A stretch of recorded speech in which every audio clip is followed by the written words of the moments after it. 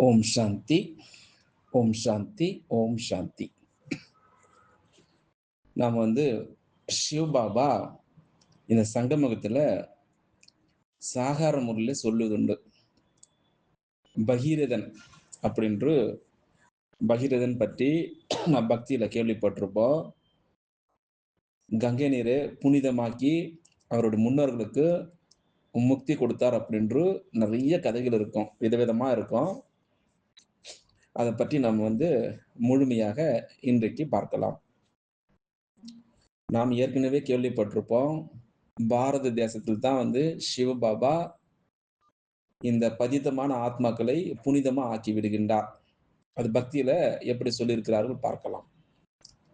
அதாவது இந்த பாரத தேசத்தில் நாம் ஏற்கனவே தெரிந்திருக்கோம், கங்கை நீர் என்பது கங்கை நீரை குளித்தால் நாம் புனிதமா ஆகிவிடலாம் அப்படின்று. இது போல அந்த காலத்துல கங்கை நீரை புனிதமாகவும் அந்த பாவத்தை அழிக்கக்கூடியது அப்படின்று நம்முடைய முன்னோர்கள் நினைத்து வந்தார்கள். அதாவது பழங்காலத்தில் நாம் ஏற்கனவே கேள்விப்பட்டது போல இந்த கங்கை நதி பூலோகத்தில் இல்லாமல் மட்டும் இருந்தது.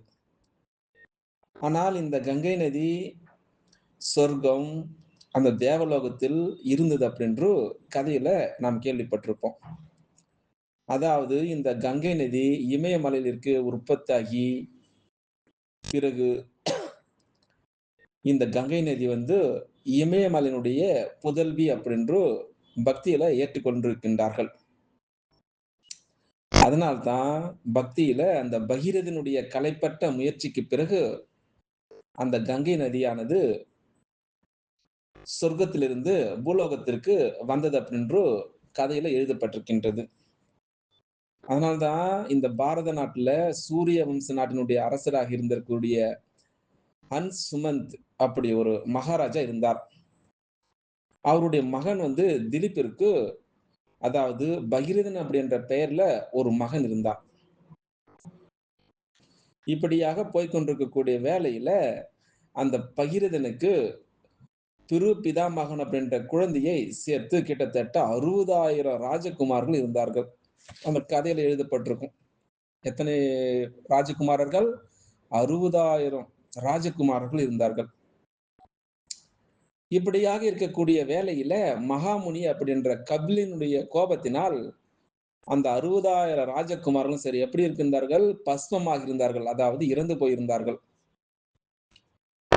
அப்போ அந்த பிரு பிதாமகன் அந்த பஸ்மமான இடத்தில் கங்கை நீரை தடையின்றி பாய செய்தால் அவருக்கு சத்கதி ஏற்படும் அப்படி என்பது பிறகு அந்த பகீரதனுக்கு தெரிய வந்தது இந்த விஷயம். அப்போ என்ன செய்தார் அந்த பகீரதன்? அதாவது தன்னுடைய ராஜ்யம், தன்னுடைய பரிவாரத்தை விட்டுவிட்டு தன்னுடைய மூதாதையர்களுடைய சத்கதிக்காக கங்கை நீரை இந்த பூலோகத்தில் கொண்டு வருவதற்காக ஒற்றை காலில் நின்று கொண்டு தவம் செய்ய ஆரம்பித்தார். யாரு? பகீரதன். அப்போ அந்த கங்கை நீரை தீவிர வேகத்தை தாரணை செய்வதற்கான ஏற்பாட்டையும் அதை நிபந்தனையுடன் சரி கங்கை நீர் பூலோகத்திற்கு கொண்டு வரப்பட்டது. இந்த தகுதி யாருக்கு இருக்கிறது தெரியுமா? ருத்ரனிடம் மட்டுமே இருந்தது, அதாவது சிவனிடம் மட்டுமே இருந்தது. இந்த ரகசியத்தை அறிந்து கொண்ட பகீரதன் என்ன செய்தார்? திரும்பவும் தபஸ்யா செய்து ருத்ர பகவானை மகிழ்வித்தார். இதன் பலனாகத்தான் கங்கை நதி மீண்டும் மிக பெருமையுடன் இந்த பூலோகத்திற்கு வர ஆரம்பித்தது. அப்போ ருத்ரன் தன்னுடைய ஜடாமுடியினால் கங்கையை தடுத்து நிறுத்தினார். ஆகையால் மீண்டும் என்ன ஆச்சு? ருத்ரனை நோக்கி பகீரதன் பிரார்த்தனை செய்தார். பிறகு ருத்ரன் என்ன செய்தார்? தன்னுடைய ஜடாமுடியில் உள்ள கங்கை அந்த நீரை தடையின்றி பாய செய்தார். அப்போ அந்த பகீரதன் கங்கையை இந்த பூலோகத்திற்கு, அதாவது பாதாள லோகத்திற்கு எடுத்து சென்று அங்கு தன்னுடைய மூதாதையர்களுடைய பஸ்மமான இடத்தில் பாய செய்தார். இதன் மூலமாக அவர்களுக்கு சத்கதி ஏற்பட்டது. இதனால் தான் கங்கை என்ன சொல்வார்கள் பக்தியில? பாகீரதி அப்படின்று பக்தியில சொல்லப்பட்டிருக்கின்றது.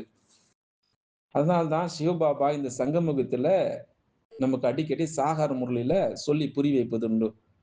அதாவது கங்கை இமயமலையில் உற்பத்தியாகி பல மலைகளை கடந்து வருகிறது. இது எல்லோருக்கும் தெரியும். அப்போ அந்த இமயமலையிலிருந்து உருவாகி இருக்கக்கூடிய அந்த கங்கை நதி அநேக விதமான மூலிகை வேர்களுடைய மருத்துவ குணங்கள் அந்த கங்கை நீரில் நிறைந்திருக்கின்றது. அதனால் அந்த கங்கை நதியினுடைய நீர் மிகவும் தூய்மையாக இருக்கின்றது. இதனால் சரீரத்துள்ள அதாவது உடம்பில் இருக்கக்கூடிய வியாதிகள் நீங்குவதற்கான உதவி கிடைக்கின்றது. இதே போன்ற தான் சிவபாபா, பிரம்மா பாபாவுடைய நெற்றியில் அமர்ந்து ஞான கங்கையை நமக்கு சொல்லிக் கொண்டிருக்கின்றார். இந்த ஞானம் என்ற கங்கையில் மூழ்கி எழுவதன் மூலமாக, அதாவது ஞானத்தை தாரணம் செய்வதன் மூலமாக ஆத்மா பாவனமாகி விடுகிறது. என்ன செய்யணும்? எப்படி அந்த பகீரதன் ஒற்றை கால் நின்று தபஸ்ய செய்து ருத்ரன் அப்படின்ற பகவானை மகிழ்வு செய்தார். அப்ப என்ன செய்தார்? அருள் கொடுத்தார். அந்த மூதாதையர்கள் 60,000 பேர்கள் வந்து பசுமாகி இருந்தார்கள். அப்ப அந்த கங்கை நீர் பாய்ச்சி விட்டதுனால மீண்டும் அவர்கள் உயிர்த்தெழுந்தார்கள் அப்படின்னு கதையில சொல்லப்பட்டிருக்கின்றது. ஆனால் இங்க சொல்கின்றார் சிவபாபா என்ன சொல்கின்றார்? நீங்கள் அந்த ஞானம், யோகா அதில் மூழ்கினால் உங்களுக்கு ஆத்மாவில் இருக்கக்கூடிய அந்த ஆத்மாவில் இருக்கக்கூடிய அந்த வியாதிகள் முழுவதுமாக நீக்கிவிட்டு, அதாவது பதித்தில் இருந்து பாவனமா ஆகிவிடலாம். அதனால்தான் இந்த ஞானத்தை நீங்கள் தாரணம் செய்தால் ஆத்மா பாவனமாகிவிடும். அதாவது பூலோகத்தில் மாயைக்கு வசமாகி சாபமடைந்த அந்த பதித்த ஜீவாத்மாக்கள் சத்கதி அடையும் பொருட்டு பரந்தாமத்தில் வசிக்கக்கூடிய பரமாத்மா சிவன் வந்து என்ன செய்கிறார்?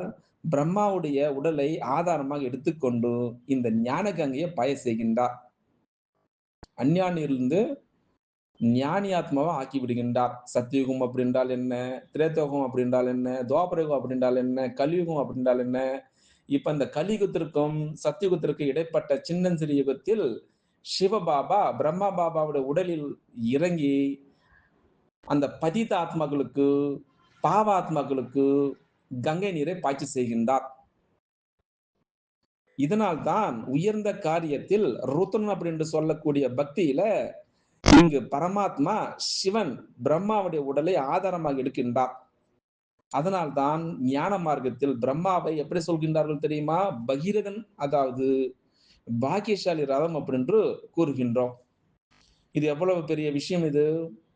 அது மட்டுமா 1936 இருந்து 1969 வரையும் சரி இந்த சங்கமகத்தில் இந்த பிரஜாபதி பிரம்மகுமார் ஈஸ்வரிய விஸ்வவித்யா மூலமாக யார் பிரம்மா, யார் விஷ்ணு, யார் சங்கர் அப்படின்ற முழுமையான ஞான விளக்கத்தை நமக்கு சொல்லிக் கொண்டிருக்கின்றார்.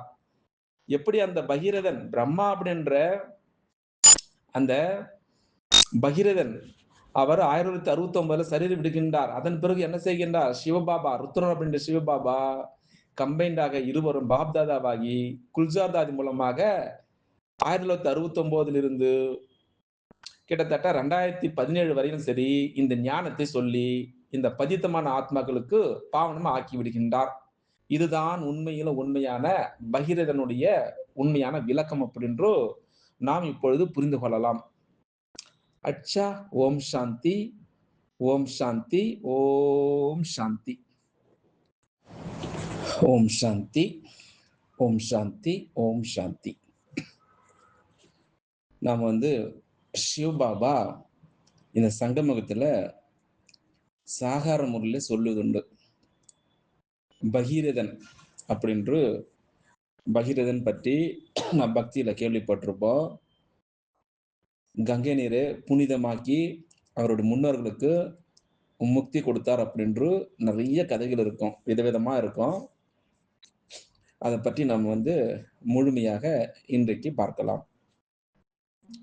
நாம் ஏற்கனவே கேள்விப்பட்டிருப்போம், பாரத தேசத்தில் தான் வந்து சிவபாபா இந்த பதித்தமான ஆத்மாக்களை புனிதமா ஆக்கி விடுகின்றார். அது பக்தியில எப்படி சொல்லியிருக்கிறார்கள் பார்க்கலாம். அதாவது இந்த பாரத தேசத்துல வந்து நாம் ஏற்கனவே தெரிந்திருக்கோம், கங்கை நீர் என்பது கங்கை நீரை குளித்தால் நாம் புனிதமா ஆகிவிடலாம் அப்படின்று. இதுபோல அந்த காலத்துல கங்கை நீரை புனிதமாகவும், அந்த பாவத்தை அழிக்கக்கூடியது அப்படின்டு நம்முடைய முன்னோர்கள் நினைத்து வந்தார்கள். அதாவது பழங்காலத்தில் நாம் ஏற்கனவே கேள்விப்பட்டது போல, இந்த கங்கை நதி பூலோகத்தில் இல்லாமல் மட்டும் இருந்தது. ஆனால் இந்த கங்கை நதி சொர்க்கம், அந்த தேவலோகத்தில் இருந்தது அப்படின்று கதையில நாம் கேள்விப்பட்டிருப்போம். அதாவது இந்த கங்கை நதி இமயமலையிலிருக்கு உற்பத்தியாகி, பிறகு இந்த கங்கை நதி இமயமலையினுடைய புதல்வி அப்படி